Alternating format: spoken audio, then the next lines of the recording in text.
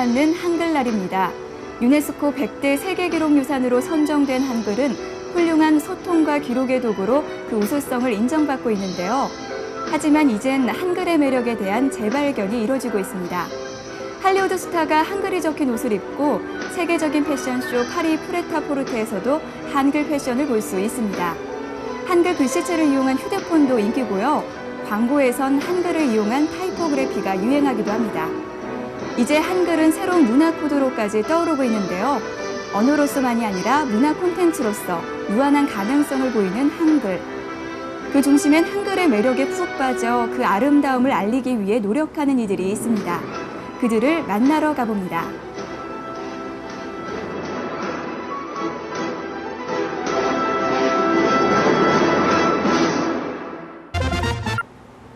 지난 8월 31일 한글학회. 이날 우리말글 지킴이에 선정된 성재훈 씨. 이름난 한글학자도 아니고 아나운서도 아닌 그가 어떻게 우리말글 지킴이가 될 수 있었을까요? 사실 그는 매일 한글에 대한 새롭고 재밌는 이야기를 전해주는 이메일 우리말 편지의 주인공입니다. 그를 만나러 간 곳은 의외로 경기도 수원에 위치한 농촌진흥청이었습니다. 사실 그는 농작물에 관한 몇몇 연구로 주목받는 연구원이기도 한데요. 농업공학 박사인 그가 어떻게 한글에 관심을 가지게 됐을까요? 한 통의 전화가 그 시작이었습니다. 네, 연구원과 성재훈입니다. 아니, 농업 용어 중에 알기 어려운 용어가 있어서 문의를 좀 드립니다. 다비가 뭐예요? 다비는 비료를 많이 주면 도복, 잘 넘어진다는 그런 한자 말입니다. 그 과수에서 그 열과는 과습하면 열과한다는 말은요. 과습, 습기가 많으면 과일이 잘 터진다 이런 의미거든요. 그런 부분들을 그 농업 서적에 출판을 하실 때 그렇게 쉽게 가비를 비료를 많이 주면은 도복된다는 것보다도 벼가 쓰러진다 이런 식으로 해서 쉽게 우리말로 풀어서 해줄 수는 없나요? 그렇습니다. 쉬운 우리말로 쓰면은 말하는 사람도 쉽고 듣는 사람도 쉬울 텐데 무슨 공부를 열심히 한 태를 내는 것처럼 열과하면 과습하면 열과하고 다비하면 도복한다 이런 말을 쓰고 있는데요. 이건 일본말 찌꺼기입니다. 아주 쉬운 우리말이 참 많으니까 그런 말로 어디 남한테 설명을 하고 농민들에게 교육을 해야만이 박사라는 사람이 또는 농업을 하는 사람들이 자기가 하고 있는 일 제대로 전달할 수가 있습니다. 그런 차원에서 저도 우리말을 공부하게 됐고 제가 우리말을 공부하면서 알게 된 것을 한 명, 두 명한테 편지를 보내다 보니까 사람들 반응이 좋아가지고 그게 많이 늘어서 지금 이 자리까지 오게 됐습니다.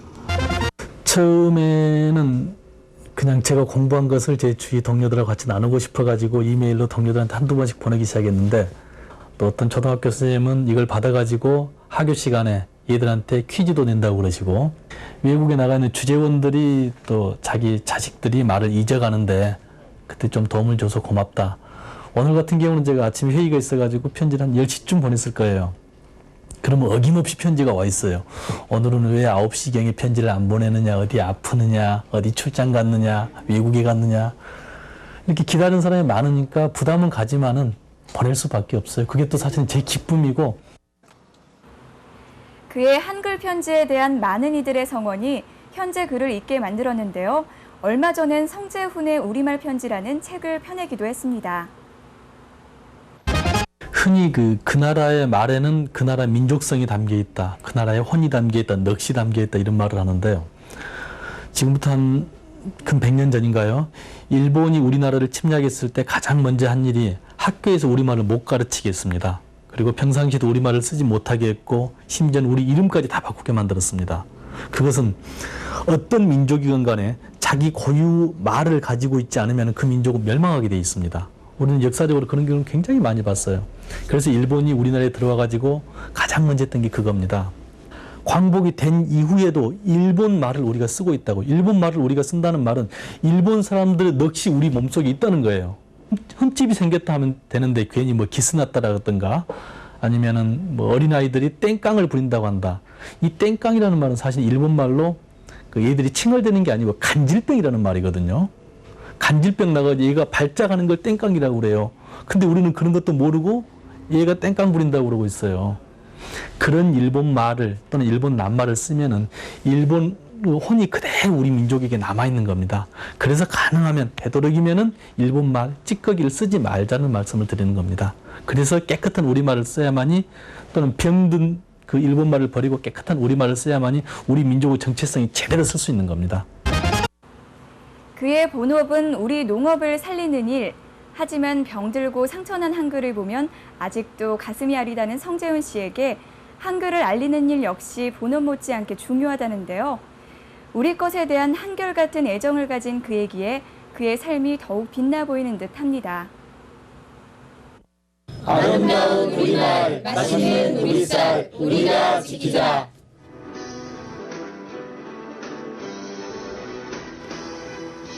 지금 보시는 것은 예쁜 한글 타이포그래피로 유명한 인사동 쌈짓길의 간판입니다. 글자의 모양이나 배치를 통해 디자인을 표현하는 것을 타이포그래피라고 하는데요. 한글이야말로 그 자체로 아름답고 조형미가 뛰어나 타이포그래피에 딱 맞는 문자라고 합니다. 최근엔 이렇게 한글을 이용한 독특하고 예쁜 간판이 많이 쓰이고 있다는데요. 보는 것만으로도 한글의 매력, 새로움에 눈이 떠지는 느낌입니다. 가을의 캠퍼스는 활기에 넘칩니다. 젊음이 있기에 밝고 즐겁기만 한데요. 대학생 한민주 씨 역시 여느 대학생들과 다르지 않습니다. 하지만 한글날이 다가올수록 누구보다 바쁜 하루하루를 보내게 되는데요. 바로 한글 타이포그래피 동아리 한울의 클럽장이기 때문입니다.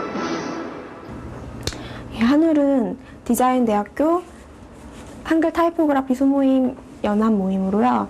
한글에 뜻이 있고 한글을 사랑하는 사람들이 모여서 매년 한글날을 기념하여 한글에 관련된 포스터라던가 티셔츠, 문화상품 그런 다양한 작업들을 전시를 하고 행사를 하는 그런 단체입니다. 한울은 해마다 한글날이 되면 실험적이고 창의적인 한글 타이포그래피들을 선보이고 있습니다.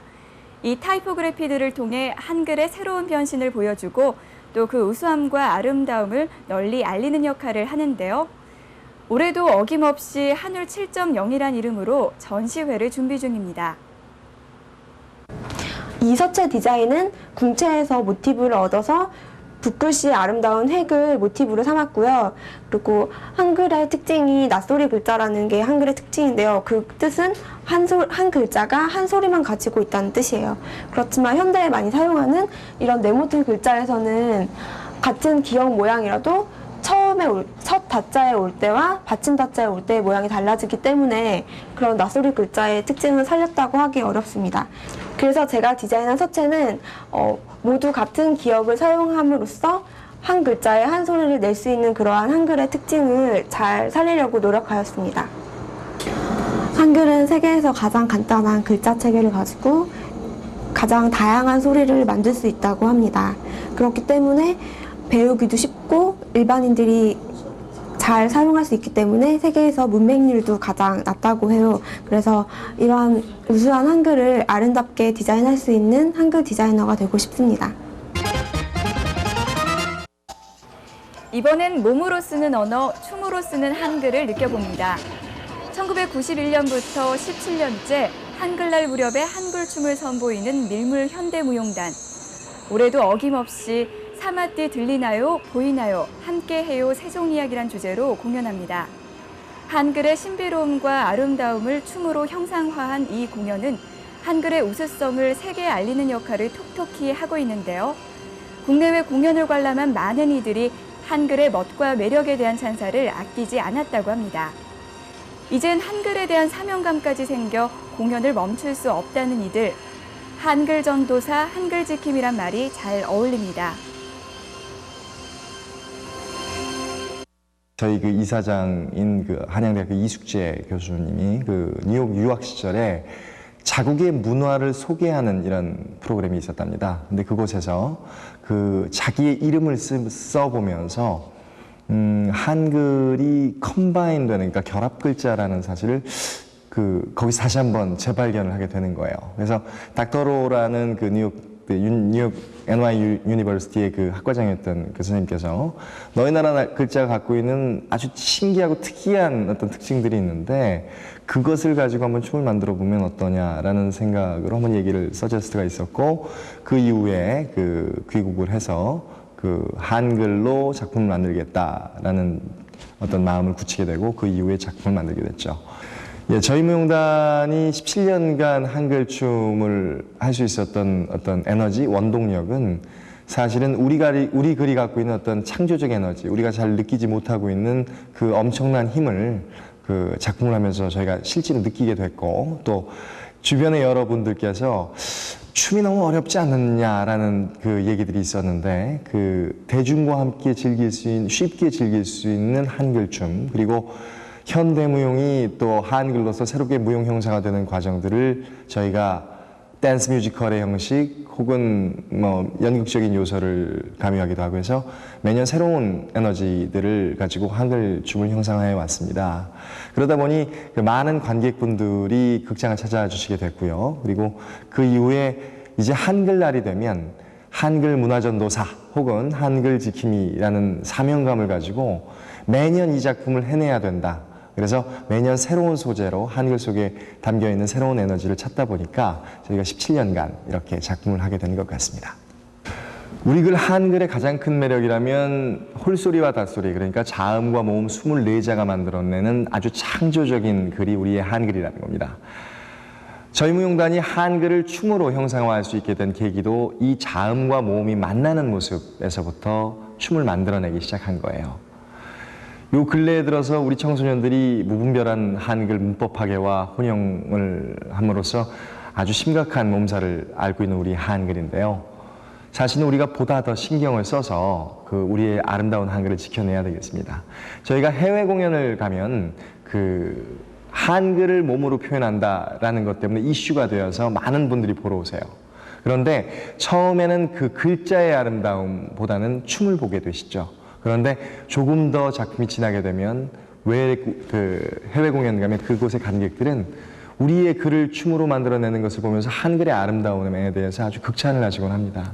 이렇게 아름다운 한글 우리가 보다 아끼고 사랑해야겠습니다.